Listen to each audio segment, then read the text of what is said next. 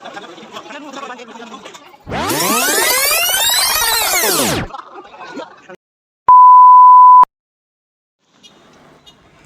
guys! So today's episode, kakain tayo dito sa may Arabic restaurant na Sabah Restaurant. So dito lang to sa may likod ng Pulse Mall, Cyberjaya, Malaysia.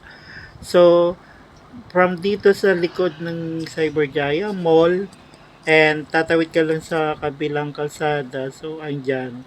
So ito guys na restaurant na to, favorite yung restaurant ng mga local. So ayan, with my brother and our friends si Dexter. So nagde-decide kami kung orderin ng pagkain, kaya nagtatawanan kami.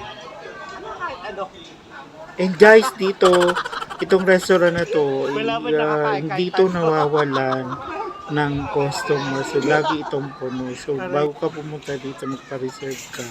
So yan, binigyan kami ng complimentary soup.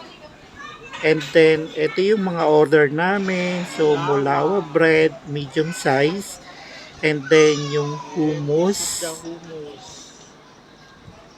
Ito Arabic salad with lemon. And then, ito yung kabsata yan with lamb. And then, malaki yung portion niya, kaya malaking plato. And, actually, parang serving tray yan eh. Kaya, ganyan karaki.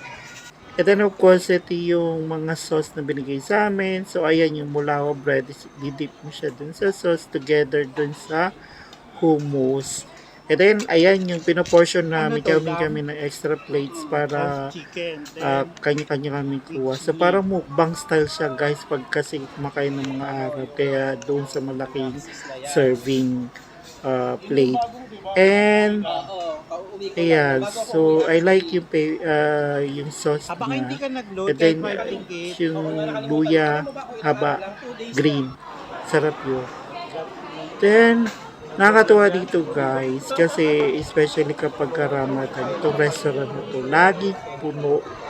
Hindi ka makasingit. So, kailangan mo talaga humingi ng reservation earlier para makakuha ka ng table number. Otherwise, maghihintay ka lalo na pag walking. And Ramadan kasi peak nila. So ayan guys, after eating din namin naubos.